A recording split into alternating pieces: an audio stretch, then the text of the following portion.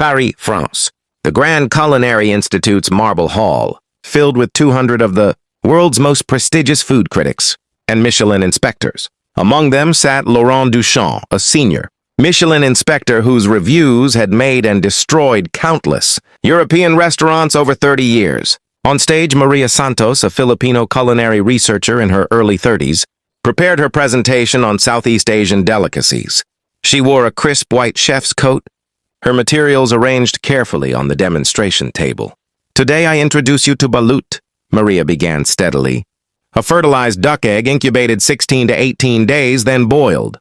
It has sustained Filipino communities for centuries, providing affordable protein and absolutely revolting." Laurent stood abruptly, his face twisted in disgust. "This is not cuisine.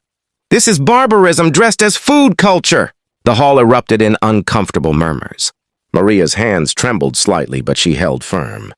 "Monsieur Duchamp, I understand it appears unusual, but—" "Unusual?" Laurent's laugh cut sharp through the room. "Mademoiselle, I've spent 3 decades evaluating the finest restaurants in the world. What you present is not food, it's a dare. Something people eat to prove courage, not taste. There's a reason you'll never see this in a Michelin-starred establishment." He gestured dismissively at her display. "France gave the world haute cuisine. We elevated cooking to art, and you stand here in Paris trying to convince us that a partially formed duck embryo deserves respect?" He shook his head slowly. "This is exactly why Asian street food will never be taken seriously in the culinary world. I suggest you return to your street vendors and leave serious gastronomy to those who understand it." Maria stood alone on stage, 200 pairs of eyes witnessing her humiliation. But she didn't retreat. Instead, she carefully cracked open one of the balut eggs, steam rising from the perfectly cooked specimen. "Would anyone like to try before judging?" she asked quietly. The silence was deafening. 3 months passed. Then Maria received an unexpected email from Chef Antoine Beaumont, owner of Le Jardin Étoilé, a 2 Michelin-star restaurant. He'd been in that audience. "Mademoiselle Santos, I cannot stop thinking about your presentation. Not because I agree with Laurent, his behavior was inexcusable, but because you handled his attack with remarkable dignity. Would you prepare balut for me privately? I'm genuinely curious." 2 weeks later, Maria stood in Antoine's private test kitchen, a gleaming space of stainless steel and copper. Antoine brought his sous chef and, surprisingly, 2 other Michelin inspectors, Laurent's colleagues who'd heard about the incident. Maria had brought everything needed, fresh balut from a trusted Philippine supplier, homemade spiced vinegar, sea salt, fresh chili peppers. As she worked, she explained her technique. "The key is egg age. 16 days is perfect. The embryo develops enough for rich flavor, but texture remains delicate for Western palates." She boiled the eggs with precise timing. When ready, she cracked one open. Savory aroma filling the kitchen. Rich, slightly gamey, complex. She scooped the contents with a small spoon, golden yolk mixing with tender meat. "Sip the broth first," she instructed, handing Antoine the shell. "Then eat the egg with vinegar and salt." Antoine lifted the shell and sipped. His eyes widened immediately. He tasted again, slower this time, then ate the egg itself. Complete silence. "Mon Dieu," he whispered. "This is extraordinary." The 2 Michelin inspectors tried next, their reactions equally stunned. The flavor was unlike anything they'd experienced. Umami rich, complex, with layers revealing themselves gradually. The texture silky, the broth deeply satisfying. "It's like perfect consommé met soft-boiled egg," one inspector said, reaching for another.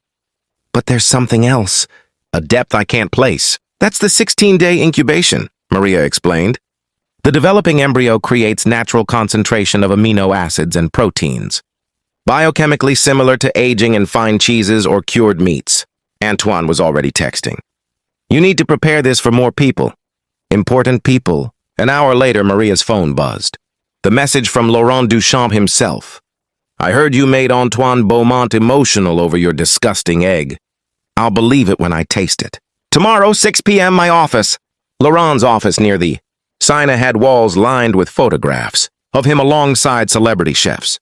When Maria arrived, she found not just Laurent, but 8 others, Michelin inspectors, food journalists, 2 television chefs, You've caused quite a stir, Mademoiselle Santos, Laurent said icily.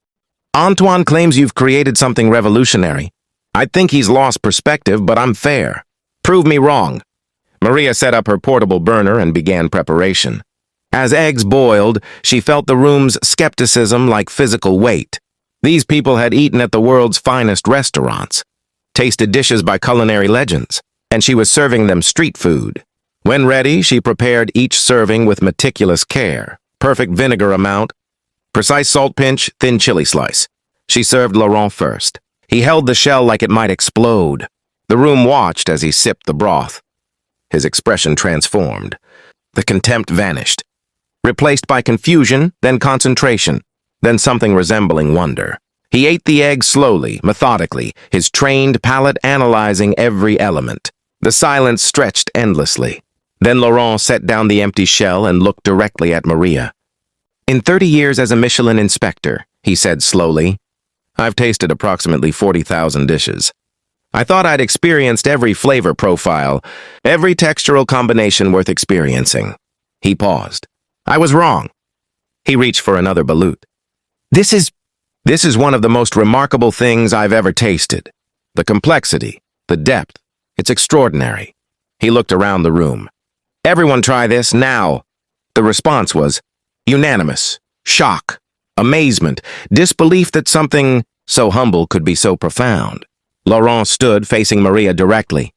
Mademoiselle Santos, I owe you an apology. A public one. He pulled out his phone. I'm writing an article tonight for the Michelin Guide newsletter. The title will be The Day a Filipino Cook Taught Me I Knew Nothing About Food. Within 24 hours, Laurent's article went viral. Within a week, 3 Michelin-starred restaurants in Paris added Balut to their tasting menus. Within a month, Maria was consulting for top restaurants across Europe, teaching them proper preparation techniques. 6 months after that humiliating symposium, Maria returned to the Grand Culinary Institute. This time, Laurent Duchamp introduced her personally.